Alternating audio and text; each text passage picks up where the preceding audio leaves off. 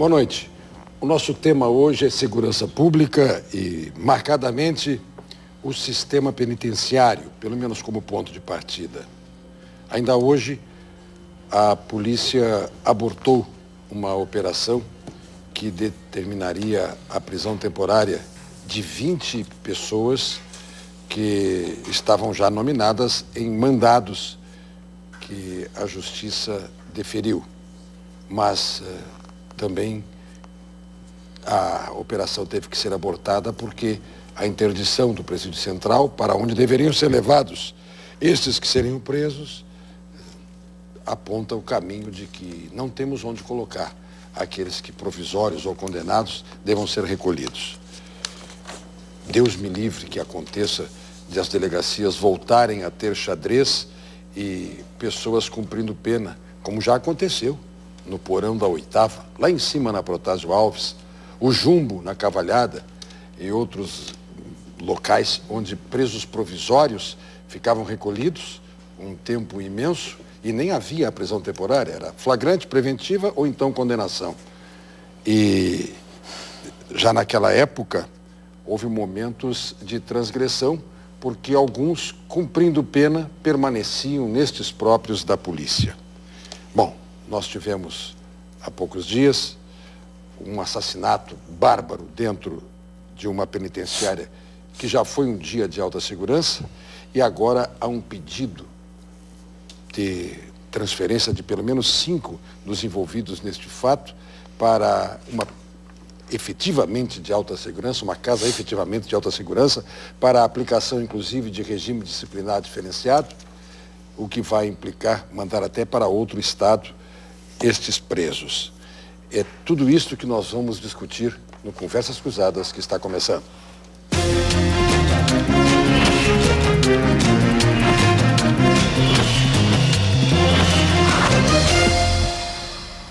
São convidados do programa o diretor da Superintendência dos Serviços Penitenciários no Rio Grande do Sul, Mário Pels, o presidente da Associação dos Juízes do Rio Grande do Sul, a Júris, Eugênio Couto Terra, o promotor coordenador do Centro de Apoio Operacional Criminal do Ministério Público em nosso estado, João Pedro Freitas Xavier, e o secretário-geral da Ordem dos Advogados do Brasil, seccional do Rio Grande do Sul, membro da Comissão de Direitos Humanos e integrante da Comissão de Acompanhamento Carcerário em nível nacional na Ordem dos Advogados do Brasil, Ricardo Breyer.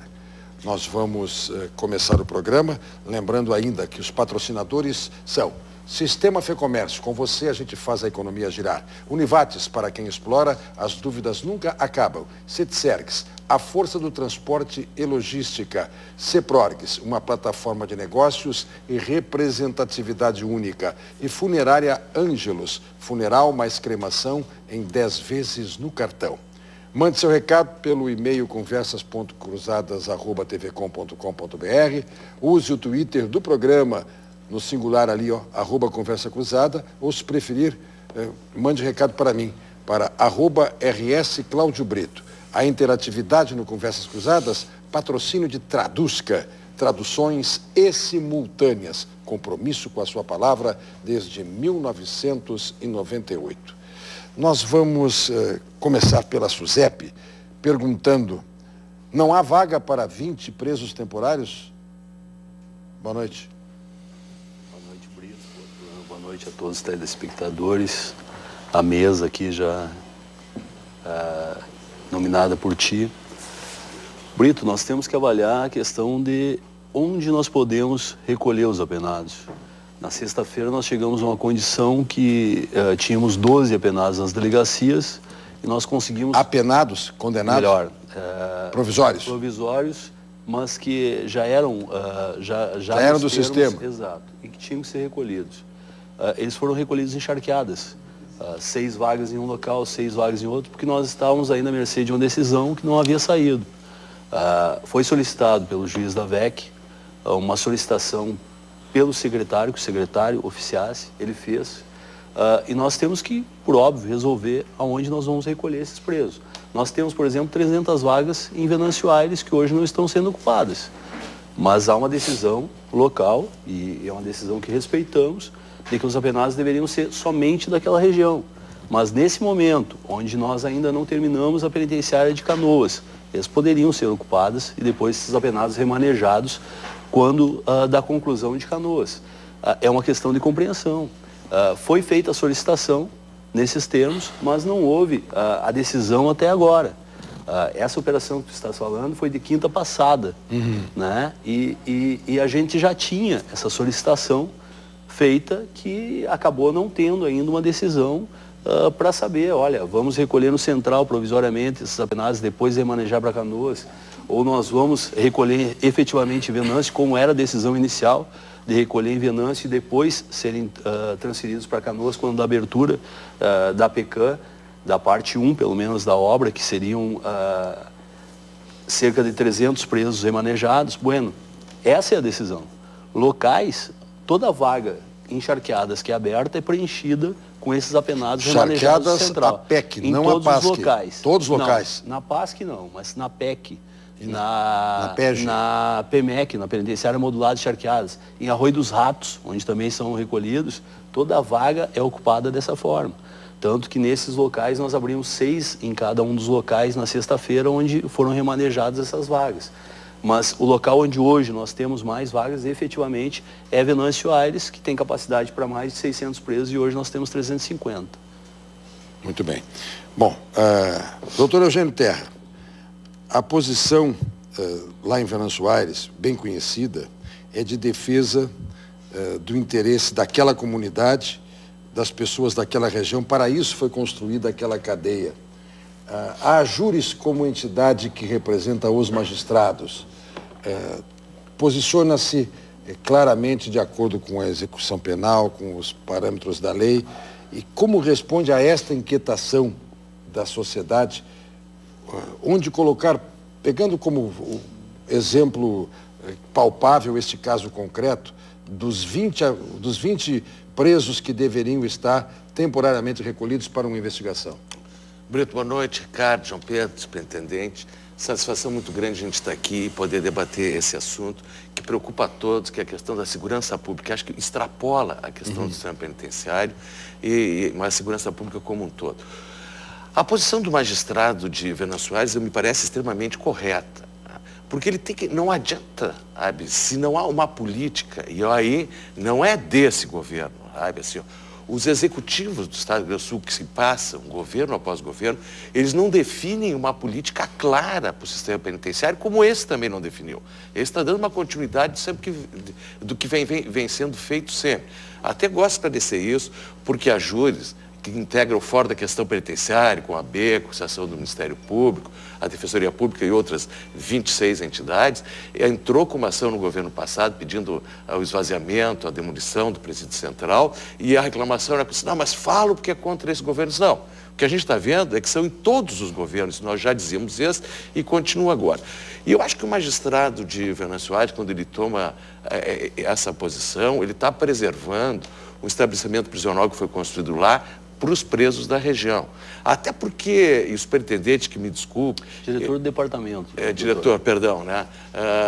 O diretor que me desculpe, mas a verdade é que assim, ó, vão botar lá, vai ficar provisório, não vai ter local para botar os presos no outro de lá, porque vão botar esses provisoriamente lá. E o que acontece? A prisão de Canoas, que é acenada como a solução, garantidamente, antes do ano que vem, não tem condições de uso. Né? A obra vai ficar pronta, mas vai faltar o acesso, vai faltar outra coisa, mas antes do ano que vem não tem. Enquanto isso, vamos colocar em Venâncio Aires. O juiz Venâncio Aires, até da execução lá, ele até foi sensível, disse assim, mas nós temos que ter um mínimo de condições para fazer isso. Por um período curto, ele queria fazer por 60 dias, no intuito de colaborares. Preciso mais um número X de agentes, parece que ele pediu mais 10 agentes, eu não lembro exatamente o número, melhora no policiamento e viaturas da Polícia Militar. Nada disso era possível. Não, assim não dá. Ou seja, se quer transformar um presídio que hoje está em razoáveis condições e lotando, né, com a penagem da região, para fazer de conta que resolve o problema do sistema penitenciário, o perdão da expressão, essa que é a verdade. Então a gente entende a posição do magistrado de execução penal de Venâncio Aires, porque ele está preservando o presídio para botar os apenados lá com um mínimo de dignidade e condições de apenamento. Porque não dá para nós transformarmos todo o sistema penitenciário como é o presídio central daqui, que tem hoje 4.200 presos e que se vive uma coisa que é um dilema, né? O Estado brasileiro, representado pela União, diz que está esvaziando o Presídio Central, que vai esvaziar. Ao mesmo tempo, o secretário de Segurança Pública, como disse o diretor, o secretário de Segurança Pública do Estado do Rio Grande do Sul, pede para o juiz da execução para que sejam colocados mais presos dentro do Presídio Central. E não é presos provisórios, é presos até com condenação. Tá? E o que tem se tentado fazer é que não permaneçam, a interdição é para isso, é que não permaneçam no Presídio Central presos com condenação definitiva, e sim só com prisão temporária. E nós estamos chegando numa situação tal no sistema penitenciário, no sistema de segurança, que as facções que eles acabavam dentro do sistema se controlando, né, para não praticarem delitos mais graves, estão acontecendo como aconteceu na PASC agora com a morte do Terel, que foi uma morte bárbara, né? E aqui eu trago um ponto, até talvez o diretor possa trazer alguma informação sobre isso, o Ministério Público se já tem, ou o OAB. Se tinha câmara de segurança naquele refeitório, e a morte, a gente sabe que uma morte de asfixiamento ela não é uma morte instantânea, como uma estocada, um tiro, que pode morrer na hora. Ela demora algum tempo. O que aconteceu que ninguém viu, né? Isso denota o quê? Falta gente, falta condições de trabalho? São questões que a gente tem que ver. Uma pergunta que eu tenho feito também. Bom, não havia agentes penitenciários, os agentes penitenciários foram até ludibriados pelas manobras que os apenados fizeram, tudo isso é aceitável. O que eu não entendo é para que a câmera, se não tem ninguém monitorando, a câmera é sempre para depois, não tem que ter alguém numa sala assistindo tudo. E se eu conheço aquele refeitório da PASC, e eu conheço, também tem passadiço, tem gradil por cima, entre o chão e o teto, onde a guarda fica, ou deveria ficar. Correto? Dá para fazer, eu não sei se dá para fazer o contraponto sim. que vai ter a passagem. Em primeiro lugar, desde o início já víamos afirmando as questões. Foi montada, já foi acionada a corregedoria para verificar essa questão. Sim. E existia uma pessoa monitorando as câmeras. Digo isso desde o primeiro dia, desde que falei lá da PASC. E ficou 10 minutos assistindo e não percebeu. Essas são as questões, Brito. O que tem que ser? E tu és dessa área, sabe muito bem disso. Nós temos que, antes de fazer qualquer posicionamento da questão, fazer uma leitura. Essa câmera estava funcionando efetivamente, como a gente viu a gravação lá dentro da sala. Então, esse levantamento, essa perícia, está sendo feito pelo instituto correto, que é o Instituto Geral de Perícias.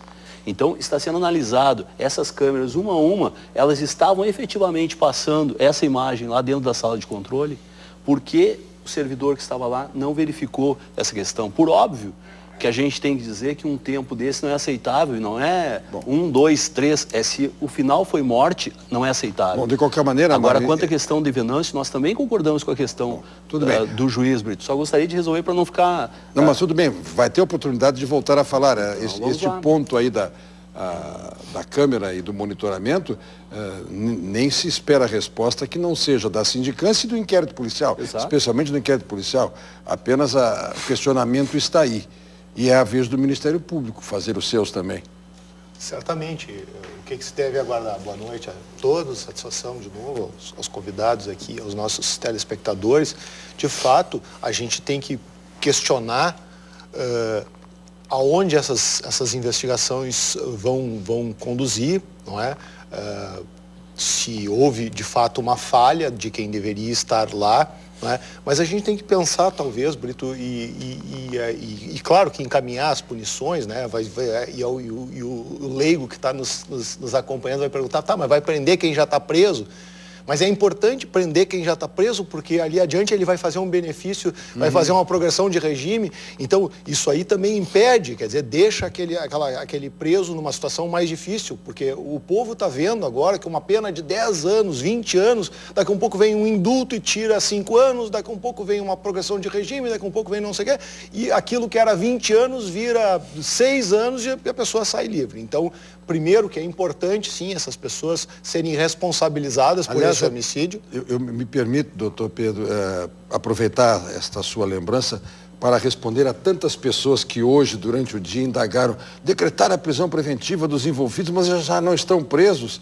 Mas a preventiva tem fundamento, porque se por outro motivo houver uma liberdade, não vai acontecer, ele vai ficar preso na preventiva. Exatamente. E afora o ilícito penal cometido, um homicídio com requintes de crueldade, enfim, com recurso que dificultou a defesa da vítima, né? E vai dizer assim, o promotor está lá defendendo o traficante, estava preso, tinha mais é que morrer mesmo. Não, mas não é assim, gente. A gente tem que condenar, né?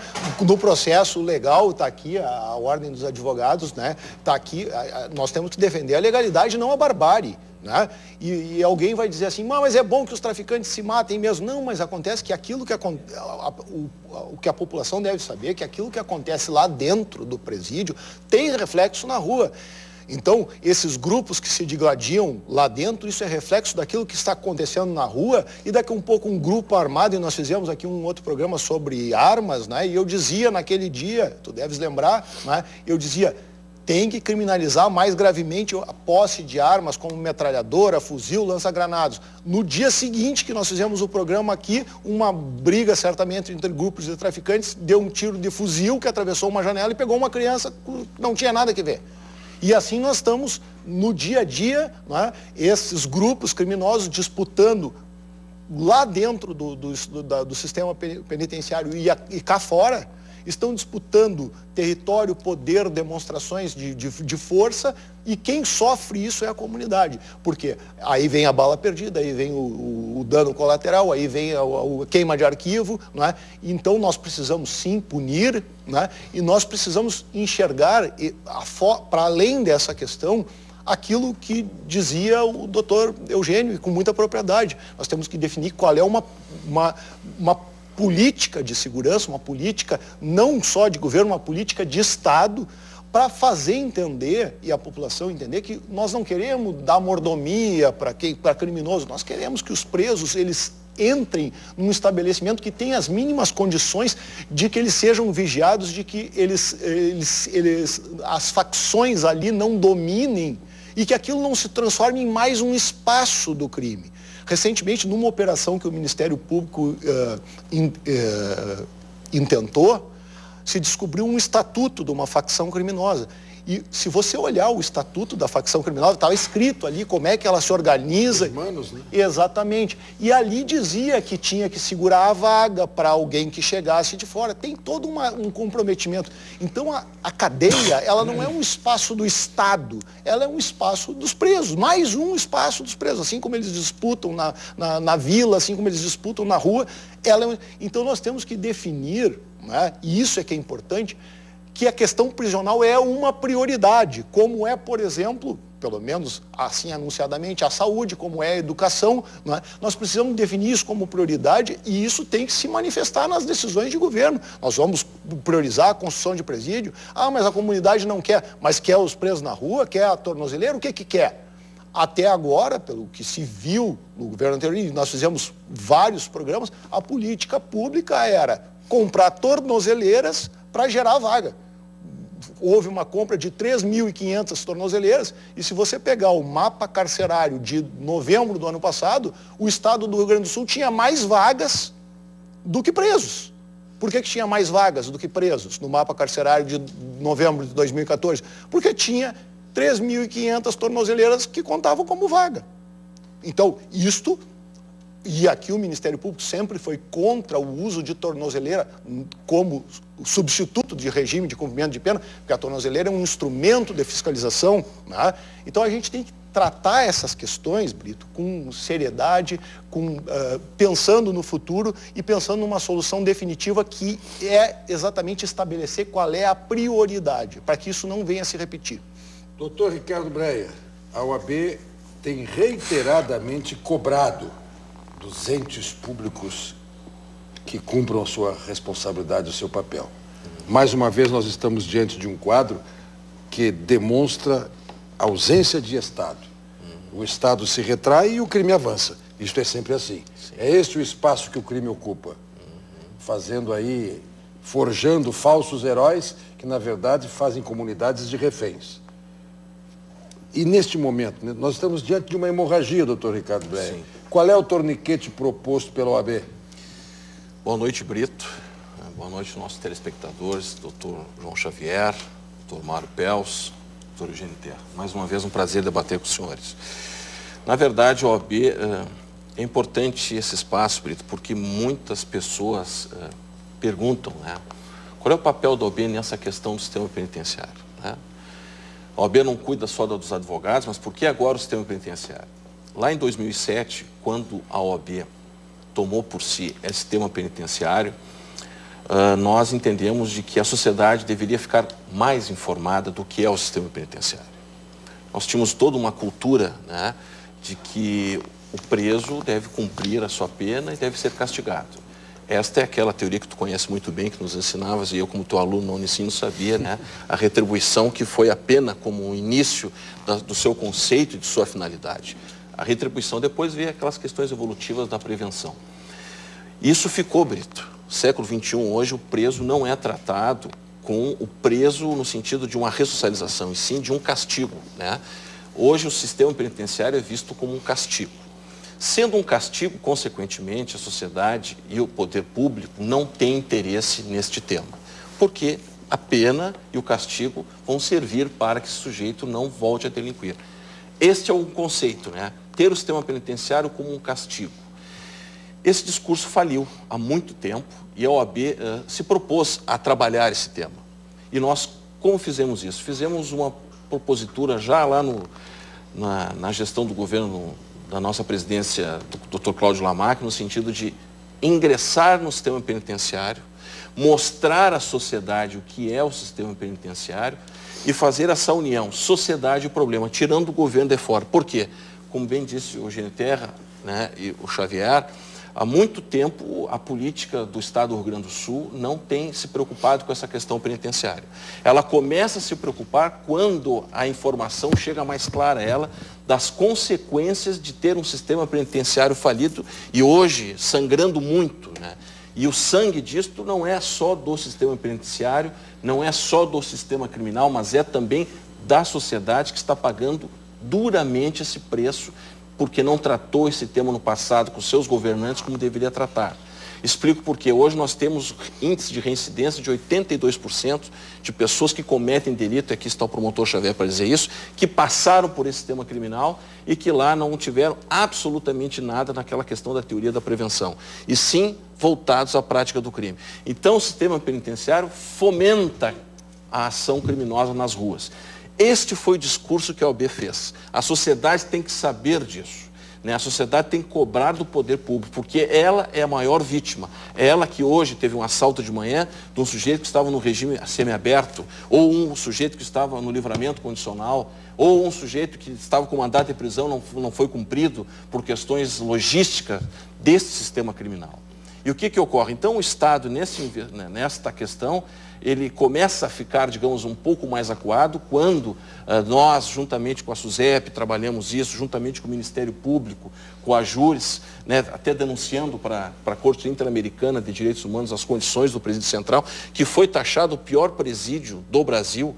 E eu falo isso porque também, como integrante da Comissão Nacional, tenho visitado e tenho tido o privilégio e talvez o desgosto e a tristeza, né, de visitar presídios a nível nacional e ver que a situação é generalizada, Brito, né? Alguns estados se esforçam com uma política para minimizar, mas lá está tão ruim que qualquer coisa já resolve um pouco o problema. E o Rio Grande do Sul, há muito tempo, não vem tratando a matéria como tem que ser. E nós, da OAB, justificamos a nossa participação justamente pela necessidade de manutenção do exercício da cidadania. O exercício de uma sociedade que tem que estar, entre aspas, protegida o minimamente possível pelo Estado, né? Cobrar dessas instituições que lá estão no governo na questão da segurança pública. E isso nós fizemos, e isso nós constrangemos, essa é a palavra, Asta, constrangemos o Estado do Rio Grande do Sul para o mundo quando nessa questão da Corte Interamericana dizendo que realmente isso aqui é um sistema falido, um sistema que não é nem sistema prisional, é masmorra. Isso foi as palavras, né, do grande despacho que foi trabalhado muito bem pela Júris, capitaneando junto com outras instituições esse tema. Brito, daí tu me pergunta, como parar essa hemorragia? Eu vou te dizer, eu não tenho a solução. Acho que nenhum de nós aqui tem essa solução. Acho que a solução parte pela responsabilidade do Estado. O PELS é um servidor público, mas ele está lá trabalhando dentro do seu limite, daquilo que o poder público, que é o seu competente, ele passa, que é o mínimo possível. E nós não vamos nem falar de um problema muito maior, macro, Brito, já que estamos falando de segurança pública, como um todo sistema criminal. Nós não temos polícia aparelhada. A Polícia Civil não está aparelhada. Hoje nós temos o discurso que muitos PMs vão se aposentar e vai diminuir o número de PMs. Nós não temos o inquérito, Brito. Tu que trabalhaste numa época de os inquéritos policiais e os júris, os inquéritos hoje estão parados nas delegacias porque não tem pessoal, instrumentalização para fiscalização. Aí o juiz vai condenar, vai colocar aonde? No sistema que não existe, Brito. Então é um ciclo vicioso enorme do sistema criminal. Não, disse bem, doutor Pedro, a esse... pensa que tornozeleira é regime prisional. Não. Regime de pena. Olha aqui, tem uma tornozeleira. Agora nós temos o fechado, o semiaberto, o aberto é a tornozeleira. E mais, o domiciliar, quando não tem a tornozeleira, vai para o domicílio. Olha aqui, falaste em contingente policial. O Rodrigo Rodrigues manda a seguinte mensagem. É um desabafo. Pertenço ao grupo de 661 aprovados no concurso da Polícia Civil, que sofrem com o decreto e o descaso do senhor governador em relação à nossa situação. Abandonei uma carreira de 10 anos no Exército para contribuir com minha experiência, inclusive no exterior, na área da segurança pública. E aí ele segue. O senhor governador simplesmente foge de qualquer resposta quando o assunto é segurança pública. Peço desculpas pelo desabafo e falo também por mais 660 companheiros que, como eu, estão à espera de chamamento para fazer a academia. Passaram no concurso, tem a fase da formação técnica específica, são 660 policiais num estado que tem, de repente, mais servidores da segurança aposentados do que nativos. Depois dos comerciais, no bloco seguinte, nós vamos ouvir o juiz Sidnei Brzuska. Ele vai falar sobre aquilo que é o seu mistério, é o seu dia a dia, o sistema prisional na Grande Porto Alegre. Nós já voltamos.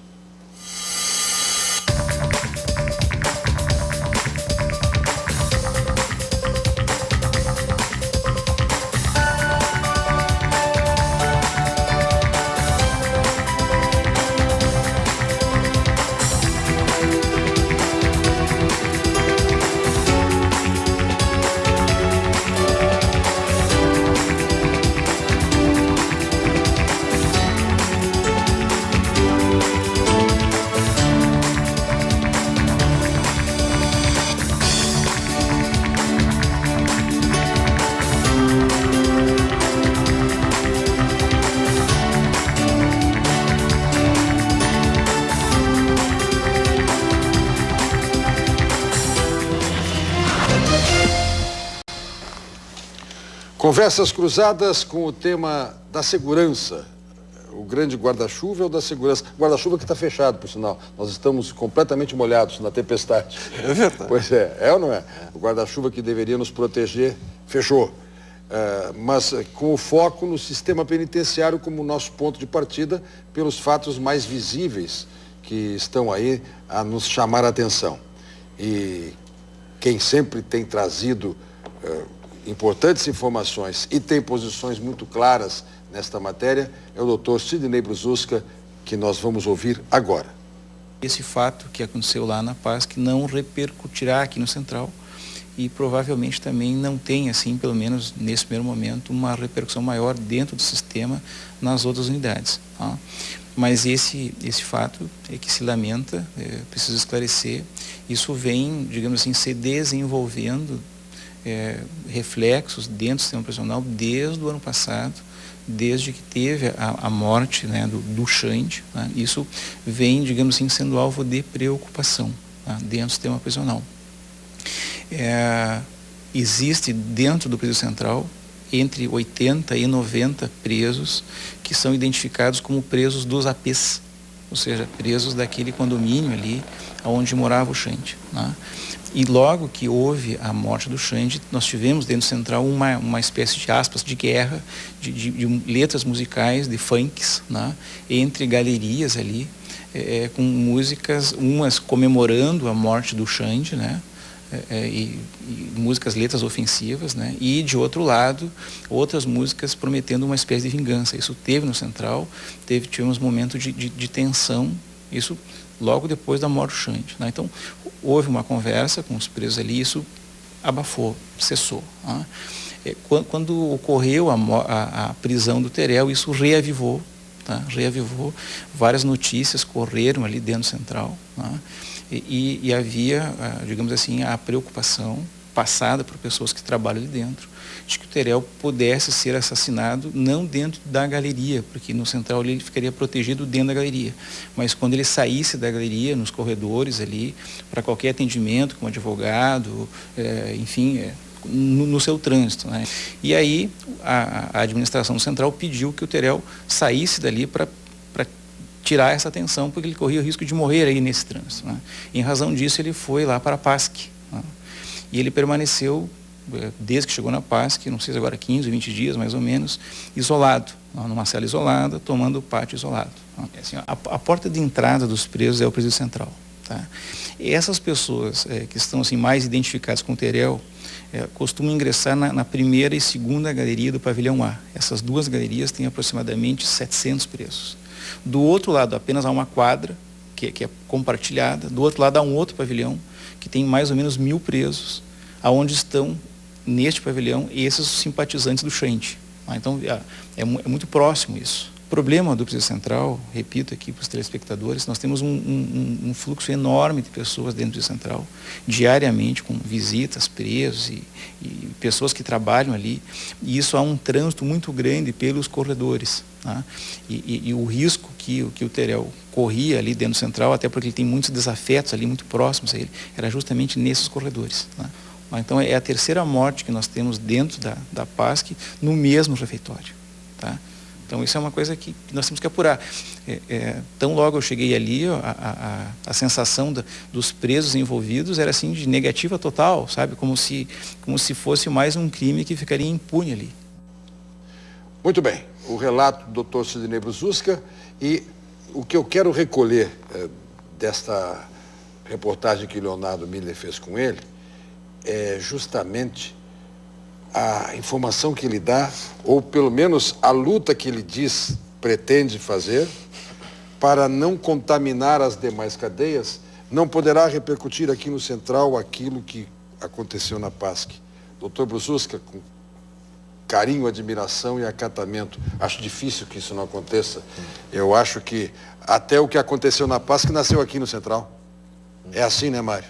Esta é a realidade. Toda a influência, né, de grupos, de facções, ela tem que ser analisada o tempo inteiro. Isso a gente trabalha dessa forma. O doutor foi claro na questão de que foi solicitada a transferência para a PASC nesse intuito. A gente tem que levar em consideração que esse apenado ele ficou na triagem da PASC do dia 15 de abril até o dia 5 de maio. No dia 4 ele solicitou subir para a galeria e não foi autorizada essa subida até que ele fosse chamado e ouvido a termo. Ele colocou que tinha condições de morar naquele local porque havia conhecidos e ele estaria em segurança naquela galeria. Isso está assinado, foi um termo assinado exatamente porque ele conhecia... Eu não posso deixar passar. Claro. É a linguagem da cadeia. Morar naquele local. Morar, exato.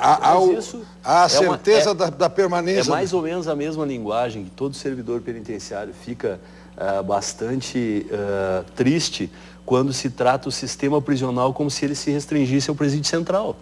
E isso todas as autoridades costumam fazer. O sistema prisional é muito maior que isso. Nós temos excelentes presídios no interior. Nós temos presídios com muita recuperação. O doutor colocou na questão da política prisional. Eu lhe direi que com 5 minutos o senhor conversando hoje com o atual secretário de Segurança, ele deixa muito clara a política que nós queremos alcançar. Nós vamos fazer a classificação dos apenados dentro dos presídios do Estado, mas precisamos, para isso, termos as vagas sendo gerenciadas e precisamos abrir canoas, que é o nosso foco. A IBA vai abrir logo em seguida. O senhor falou em até o final do ano. Em 60 dias, a perspectiva, assim que iniciada a alteração hoje, que são poucas as questões, de 60 a 90 dias, Canoas 1 pode ser aberta.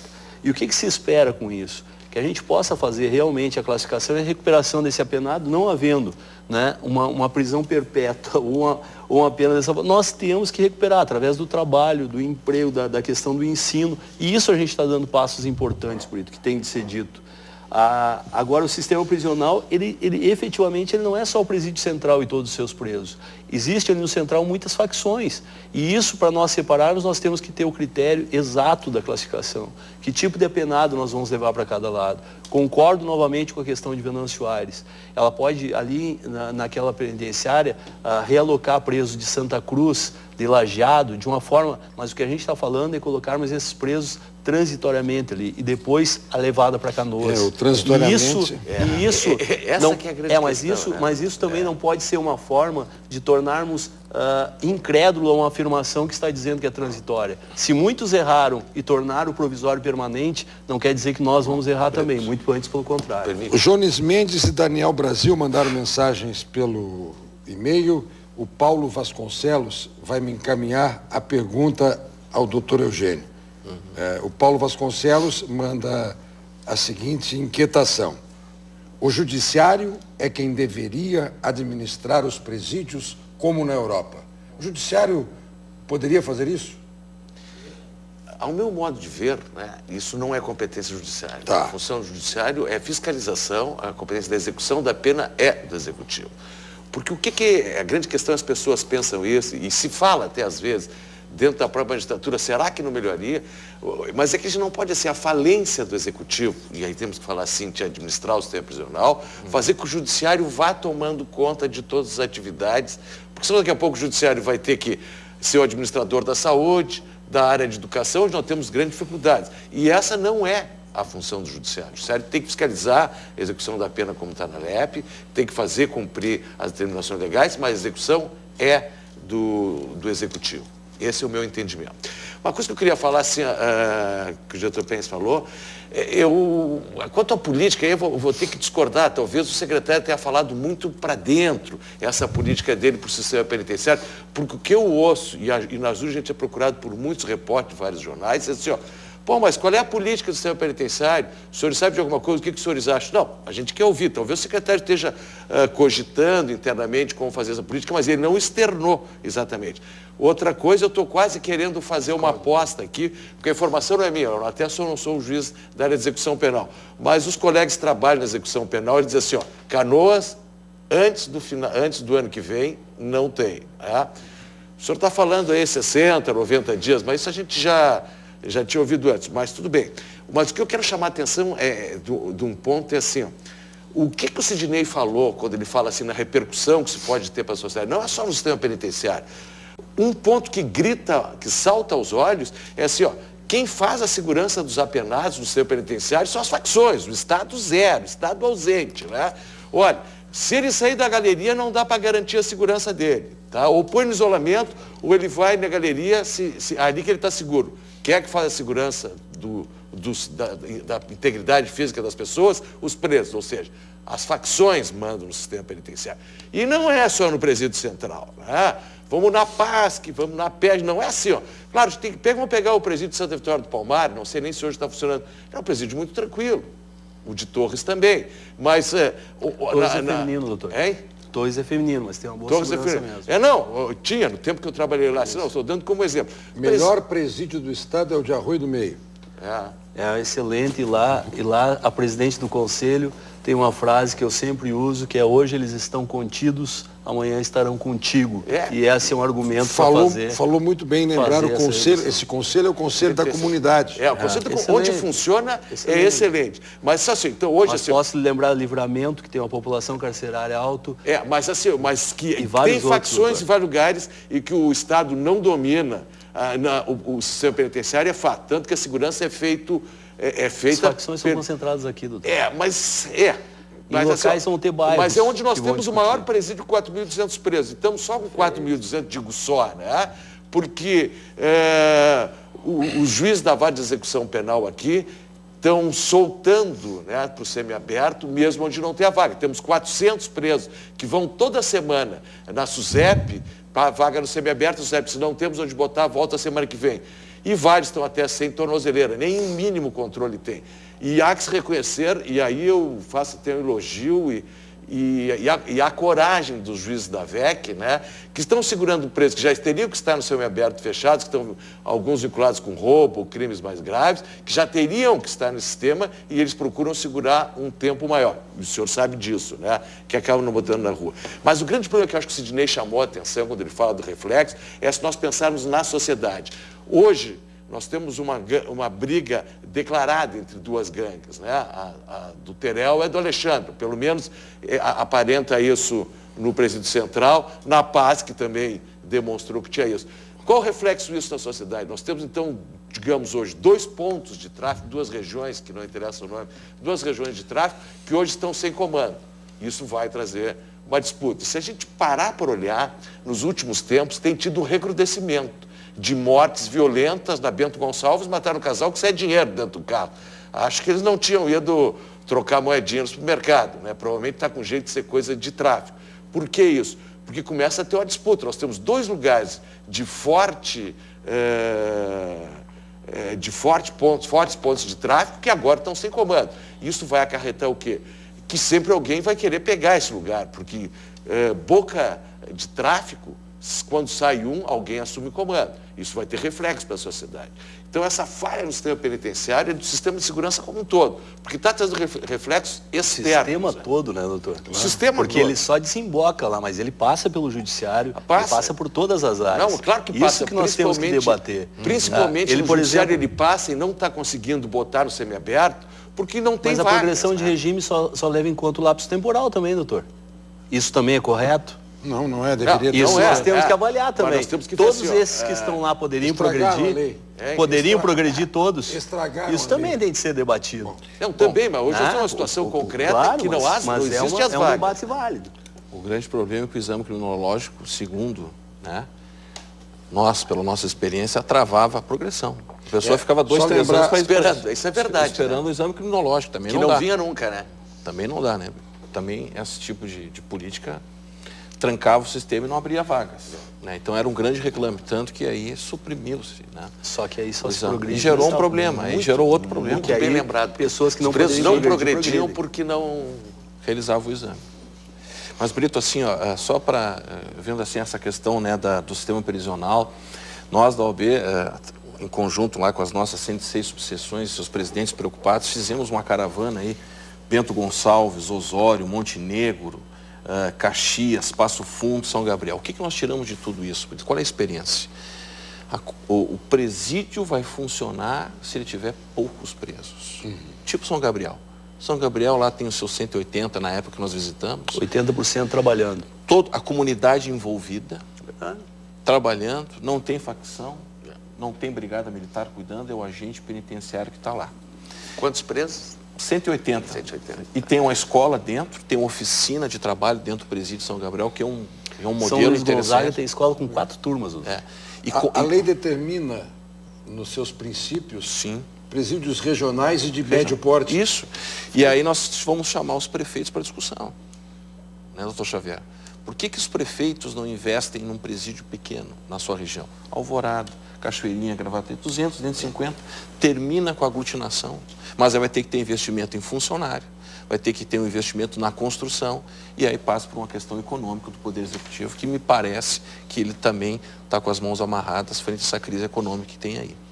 E também a questão, muitas vezes a gente tem que levar em conta que se assim fosse, né, nós teríamos resolvido muito o problema das facções. São Paulo hoje, isso é um estudo doutorado da USP, Brito. O PCC hoje domina São Paulo. Hoje o Estado não entra. Hoje o Estado não faz absolutamente nada. Da segurança até as ações das pessoas que lá passam cumprindo pena.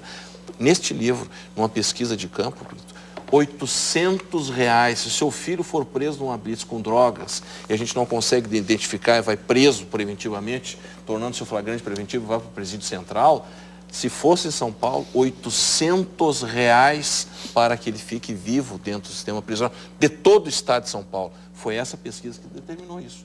Agora, tem aqui no Rio Grande do Sul, né, ele pediu lá, tá, eu tenho meus amigos, Isso também tem um custo dentro do sistema prisional, que a gente sabe. Uma pessoa que entra no sistema, não tem dinheiro para ter a sua proteção, quando sai, ele vai ter que fazer alguma coisa para pagar, senão ele vai pagar com a própria vida. Então, isso está contaminado, a sociedade tem que também participar dessa temática, sabendo e poder cobrar das autoridades uma política correta, severa, dentro de uma realidade. Caso contrário, infelizmente, as coisas só tendem a piorar. Brito, eu gostaria de tentar, nesse quadro, que é um quadro que nos preocupa, tentar apontar algumas soluções, e nenhuma delas é definitiva. Então, vamos começar por algo que você recuperou antes, aqui, o exame criminológico. E quero recuperar uma notícia da semana passada, que a partir de uma representação do Ministério Público, do Centro de Apoio Criminal, já antiga, da época do Dr. Fabiano Dalazen ainda, se conseguiu, havia uma resolução do Conselho Federal de Psicologia que os psicólogos não faziam, se negavam, com base nessa resolução, a fazer laudos, né, para a progressão de regime, laudos criminológicos. Hoje, foi julgada essa ação, já foi julgada recentemente pela Justiça Federal, acolheu a representação e disse que devem sim, que ela é insubsistente, não se pode se negar a fazer esse exame. Então, os psicólogos do Estado têm que fazer esse exame para progressão, não é só considerar o tempo. E mais, processos que existiam contra psicólogos que fizeram os laudos naquela época não vão poder ir adiante, qualquer penalidade imposta ficou cancelada. Isso é uma decisão muito importante, nós aguardávamos há muito tempo e é bom fazer esse registro. Outras coisas, me reuni com um representante da Secretaria de Justiça e Direitos Humanos, nós temos um convênio com a Senad, então aqueles bens apreendidos no tráfico que são levados a leilão, veículos, aeronaves, não é? Esses que foram levados, nós já temos algum valor apurado, é um convênio com o Poder Judiciário, o doutor Eugênio deve saber disso, nós temos um valor considerável já lá no Ministério da Justiça aguardando projetos.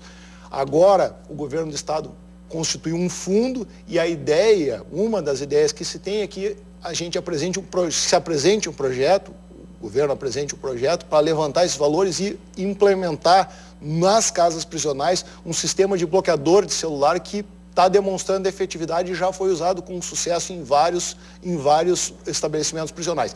Isso já seria uma medida concreta, não é necessário fabricar dinheiro, o dinheiro está aí e pode ser feito. Mas, Brito, Novo Hamburgo aqui, eu recebi uma representante da comunidade que ali fizeram uma parceria, colocaram câmeras lá no presídio de Novo Hamburgo, que era uma fuga atrás da outra, pulava o muro, né?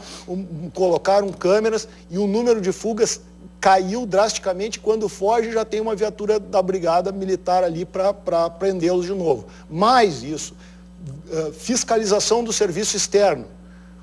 Saem as viaturas e vão lá no empregador, cadê o apenado que devia estar trabalhando aqui? Ah, não veio, não sei o quê. Processa-se o empregador que está atestando falsamente aquele trabalho e se regride o regime do preso. Porque o que o preso entende? Ah, se eu fizer isso, se eu me meter em alguma confusão, eu vou ficar mais tempo preso. Essa lógica o preso entende. Eu vou me complicar. Esses que fizeram esses crimes, todos eles sabem disso. Então, essa lógica que funciona, né? Pequenos estabelecimentos, ótimo. Um regime disciplinar diferenciado, excelente também. Parceria com entidades, falou-se aqui em atrasos em inquéritos. Muitas universidades estão cedendo estudantes de direito para auxiliar, né? Então, são soluções que, claro, Tem uma sanção que faz tremer a cadeia. Suspensão de visitas. A suspensão da visita. Impressionante o valor da visita para um apenado.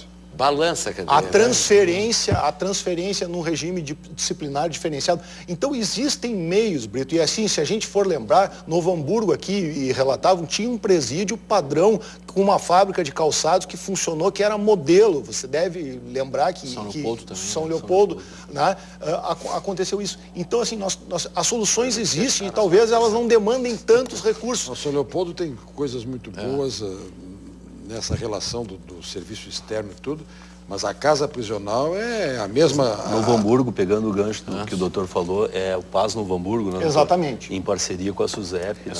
Isso tem, por exemplo, o uso da tecnologia.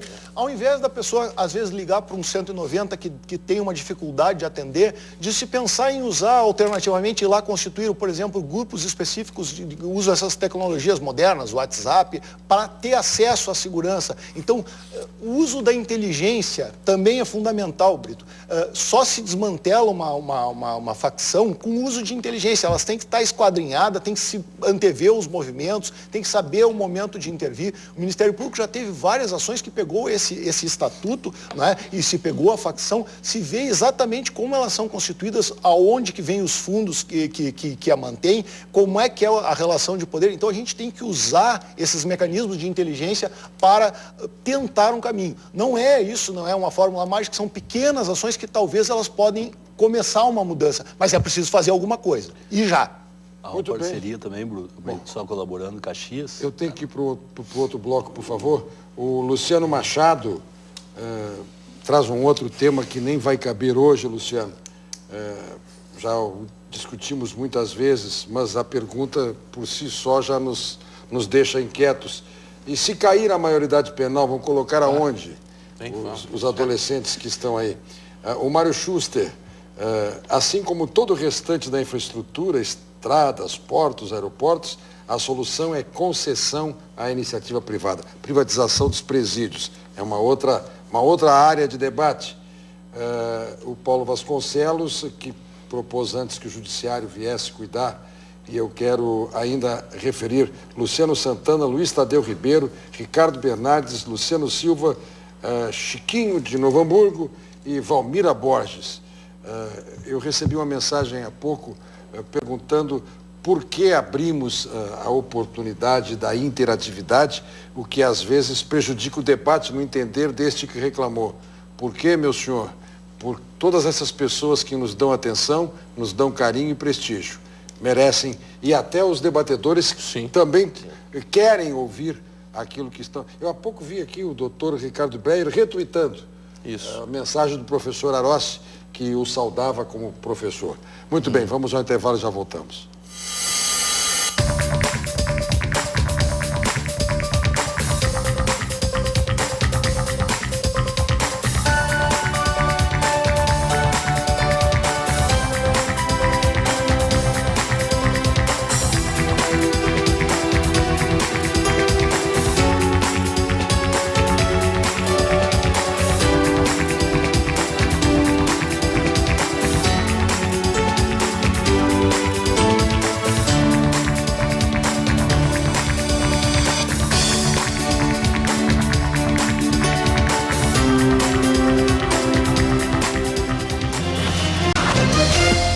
Assinado e podia ficar em segurança. Muito bem, nós temos agora 2 blocos de pinga-fogo.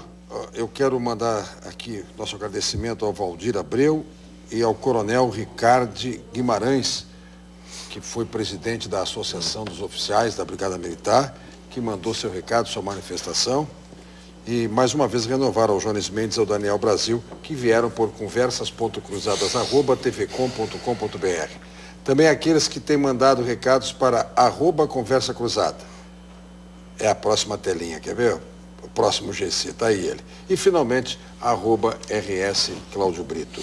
Agora é o rodízio pré-final, 1 minuto e pouco para cada convidado, para nós vermos o que vai sobrar no bloco final. Na sequência do programa, já fique aí, você vai reencontrar Caio Fernando Abreu. Daqui a pouco a gente fala mais sobre isso. Doutor Ricardo Breyer, esse bloco começa com o senhor.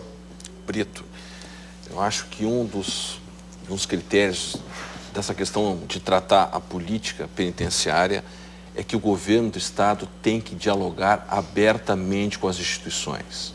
OAB, AJURES, Ministério Público, Defensoria Pública, conselhos.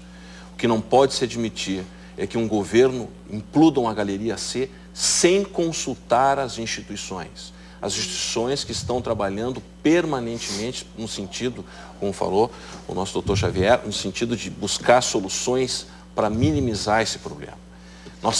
O governo tem que ter a noção e a consciência de que só vai caminhar para frente com decisões que possam acertar uma política de minimização do problema, se todas as instituições participarem, porque todas elas estão envolvidas nesse processo de alguma forma dentro de suas competências.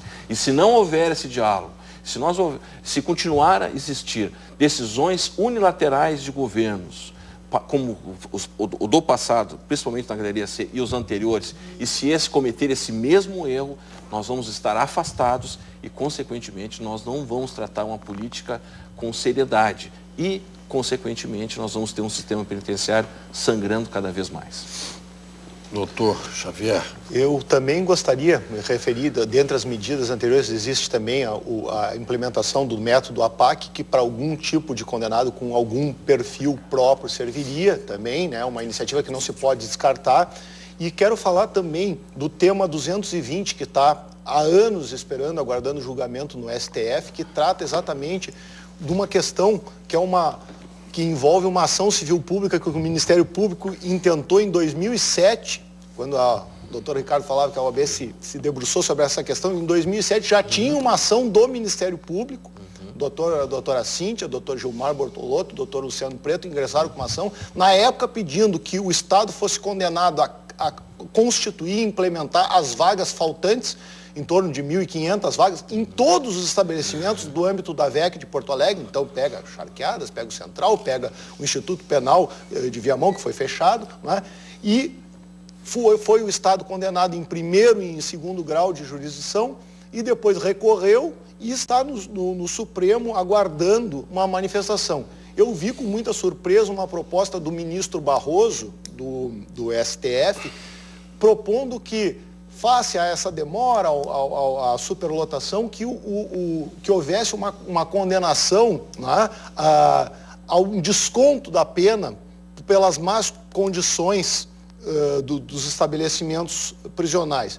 O que eu proporia é que o STF julgasse de uma vez, porque aí justamente é o ponto, Brito, de definir o que é prioridade. A questão prisional é prioridade, é para mim, é um consenso nessa mesa, e em vários programas a gente diz, tá, mas cadê essa prioridade materializada em ações concretas? Eu sou o Poder Judiciário, eu vou julgar essa ação porque ela é sim prioritária. O presidente do STF esteve aqui visitando o Presídio Central. Para quê? Para ver algo que já sabia? Eu sempre imaginei que o ministro Joaquim Barbosa, quando fez aquela visita, ele queria induzir lá na Corte Suprema a preocupação, né, para se saber que aqui no Rio Grande do Sul estava acontecendo esse tipo de situação. Então, esse é um tema que eu acho que é de fundamental importância para deslindar essa questão e definir o que é a prioridade. Bom, eu abro aqui mais um Conversas Cruzadas com o que vou trazer agora. É crime de responsabilidade, sim, descumprir fundamentos da Constituição. Sim. Descumprir com a saúde, descumprir com a educação, descumprir com a segurança pública. Por certeza, e todas as regras que estão lá, até nos direitos fundamentais do artigo 5º, sobre o cumprimento das penas, estão sendo descumpridas pelo Estado brasileiro. O que está sendo discutido nessa ação, Brito, para o telespectador ter... O que está se discutindo é se o Judiciário pode mandar o Executivo, o Estado, construir presídio. Mas a gente não tem dúvida que em se tratando de direito fundamental, saúde, educação, pode o Judiciário, sim, intervir na órbita de discricionariedade do Executivo e compelir o Executivo a fazer. Então, essa é a discussão. E, em última análise, é definição do que é prioridade. Bom, um detalhe. Por isso, o dinamismo da interatividade, eu quero agradecer ao Tenente Coronel Amorim, comandante do 15º BPM em Canoas, ele que estava na Restinga, hoje está em Canoas, às 23h01, agora são 23h05, né, 23h06, às 23h01 ele mandou o seguinte recado pelo WhatsApp: delinquente rouba uma farmácia após um carro. O 15º BPM faz cerco, recupera o carro, prende um dos assaltantes no telhado de uma casa. Dados preliminares: 2 indivíduos efetuaram o roubo na farmácia, daqui o nome da farmácia, na rua Dr. Barcelos, esquina com rua Domingos Martins, em Canoas. Na fuga, roubam um veículo Peugeot que estava na farmácia. O veículo foi enxergado por policiais militares que tentam uma abordagem sem êxito. Logo depois, encontram o veículo abandonado e foi localizado um dos assaltantes em cima do telhado da residência com características que as vítimas passaram descrevendo quem era o suspeito. E aqui, às 11h01, e certamente ainda será esta a situação, diz o Tenente Coronel Amorim, ocorrência em andamento.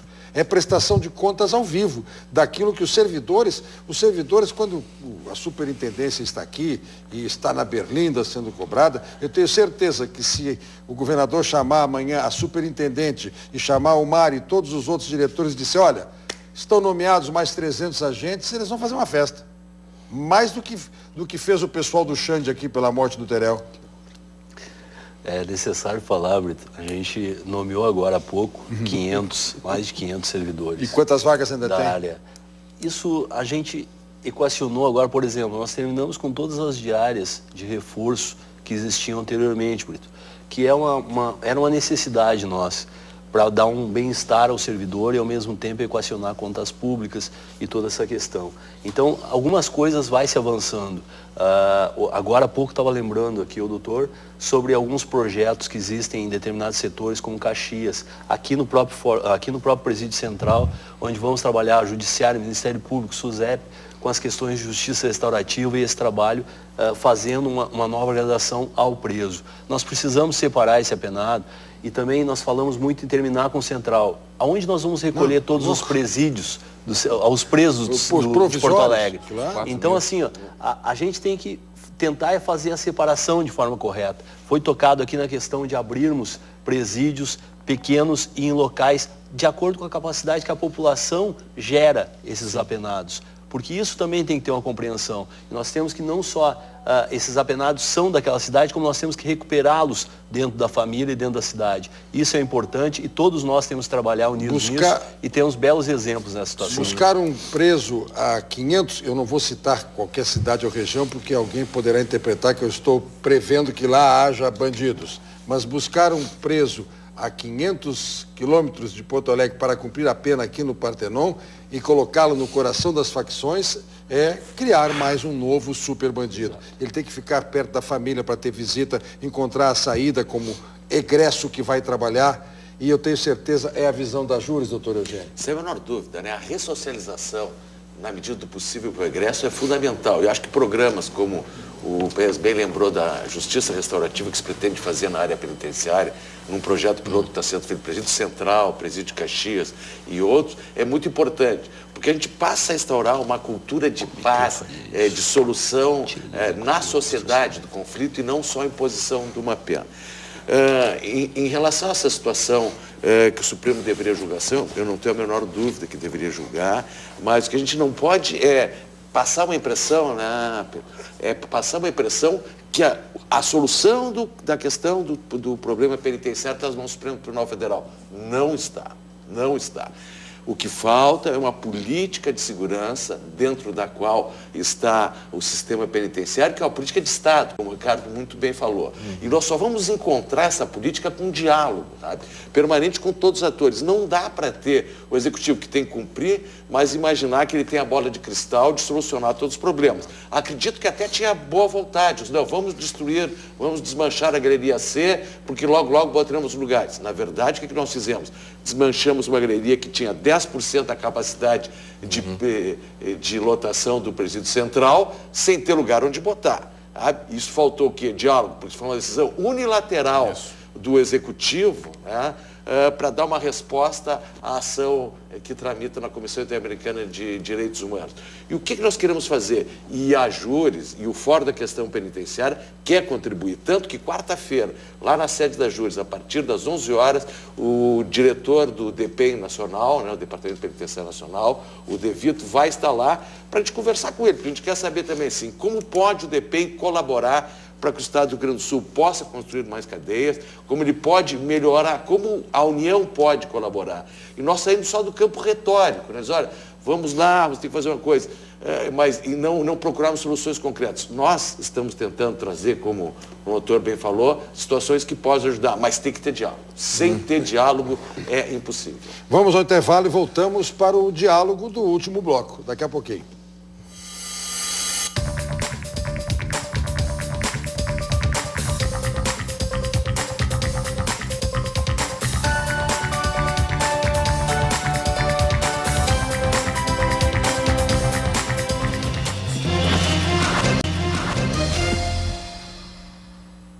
Conversas Cruzadas chegando ao fim. E eu começo pelo Ministério Público este bloco de despedida. Cada um dos convidados tem aí, no máximo, 1 minuto para a frase final. Satisfação, Brito, mais uma vez está discutindo esses temas que são tão importantes e dizer o seguinte, olha, de fato não existe uma única solução mágica, até porque se houvesse já teria sido implementado e nós não estaríamos aqui fazendo o programa como já fizemos vários outros, né? Mas é preciso começar por alguma coisa, né?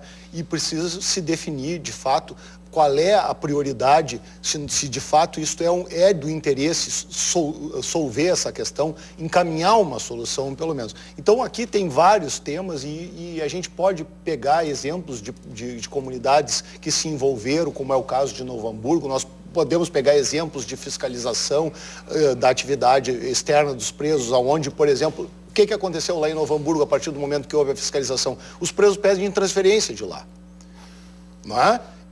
Por quê? Porque um presídio bem fiscalizado não dá espaço exatamente a que se crie situações como essas que se viu na Paz. Então é por aí o caminho e certamente nós temos bons exemplos para seguir, temos boas ideias. Nós precisamos implementá-las e discuti-las de forma ampla, como se disse aqui. Muito obrigado ao Márcio Damin, que mandou o seu recado. Foi o e-mail do bloco passado. Agora vou para o doutor Eugênio Terra. É uma satisfação muito grande ter participado desse programa, porque é uma coisa que preocupa muito a Associação dos Juízes do Rio Grande do Sul e a magistratura como um todo. Temos que estabelecer e definir políticas de segurança pública, dentro das quais está o sistema penitenciário. Porque se não tivermos uma política definida e que seja uma política de Estado, e não uma política do governo da hora, uma política de Estado que ultrapasse um governo em cima do outro, nós chegaremos ao final a uma solução desse problema. Vamos optar por presídios pequenos ou queremos grandes presídios? Nós tivemos exemplos citados aqui de pequenos presídios onde se verifica que a possibilidade de ressocialização é maior, mas ao mesmo tempo estamos trabalhando com uma ideia de Canoas que vai continuar abrigando 3.000 presos. É isso que nós não temos bem claro. Nós vemos que os presídios menores são soluções ideais, mas continuamos investindo em soluções de grandes presídios. Temos que definir uma política e, a partir dessa política, estabelecer um modelo de entorno dessa política que vai nos levar a uma solução da questão do sistema penitenciário. Por favor, Mário.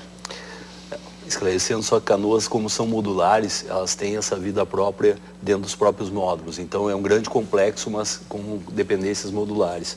Eu gostaria de fazer um programa, Brito, e um dia nós vamos chegar aqui. Primeiro, a nossa disponibilidade, a nossa possibilidade como servidor público concursado o tempo inteiro, de todos os servidores que me honra representar, de virmos aqui para demonstrar os pontos de eficiência desse nosso sistema, que são muitos, mas que a gente, por óbvio, debate sempre o caos, debate sempre aquilo que tem de pior. Nós vamos ter que vir uma hora para mostrar esses exemplos positivos, como eu falei de São Luís Gonzaga, com 4 turmas num presídio pequeno, 4 turmas de estudo, manhã e tarde, em que a gente tem uma solução melhor. Citamos aqui outros tantos presídios em que tem boas práticas que têm que ser estendidas, esses bons exemplos a todo local, com uma solução plausível na questão do Central, que passa pelo desenvolvimento de Canoas, de Guaíba, que tem a entrega para o ano que vem, e de tantos outros presídios que estão em desenvolvimento. Alguns presídios femininos, onde temos que alocar melhor essas presas que estão, e, por óbvio, dando resposta à sociedade para aqueles pontos que não atuamos de forma satisfatória e que nós temos que gerenciar de forma até para que tenhamos um maior orgulho disso que a gente faz, que é gerenciar aquilo que a sociedade, de uma forma ou de outra, não gosta muito de tratar. Eu me permitiria dizer que também já está na hora de reformarmos ou contarmos com um novo Instituto Psiquiátrico Forense. Até porque o lugar onde está, também tem isso, onde o Presídio Central está e onde o Instituto Psiquiátrico Forense está, no passado era longe da cidade, era nas cercanias da cidade, hoje é no coração da cidade. Como é o caso lá de São Leopoldo, que o presídio é um dos prédios mais centrais de São Leopoldo. Doutor Breyer, por favor. Brito, agradecer mais uma vez o espaço que é reservado para esse debate, dizer que a OAB vai seguir na sua missão institucional voltada às questões de cidadania, realizando no interior audiências onde tiver casas prisionais, como a gente tem feito ao longo da nossa administração, do nosso presidente Marcelo Bertolucci, que tem exigido, cobrado da Comissão de Direitos Humanos esta ação, porque nós entendemos que a única forma de que a sociedade possa estar interagindo, sabendo as coisas boas, Pelso, que tem o presídio, temos muitos, e te digo que a gente já foi no interior e viu bons trabalhos realizados nos presídios, mas também, Eugênio, com a participação da comunidade. Sem comunidade, sem a estrutura e sem o comprometimento do Estado no diálogo, nós não vamos chegar a lugar nenhum. E a OAB vai estar lá fiscalizando aquilo que a Constituição lhe determina, que é manter o exercício da cidadania contra qualquer ofensa, entre elas as dos presídios. Muito obrigado aos nossos convidados. Este programa será reapresentado amanhã às 9 horas da manhã. A qualquer momento, você é o comandante da programação tvcom.com.br. Você vai a tvcom.com.br e escolhe a programação. Ali está o Conversas Cruzadas. Você seleciona os blocos, o tema que quiser assistir, a qualquer instante. E vem chegando aí, dentro da programação especial da TV Com, por conta do seu mês de aniversário, Perguntar Não Ofende é o programa desta noite. O entrevistado é Caio Fernando Abreu. Uma homenagem na reapresentação à sua memória e também aos 20 anos da TV Com. Muito obrigado, boa noite.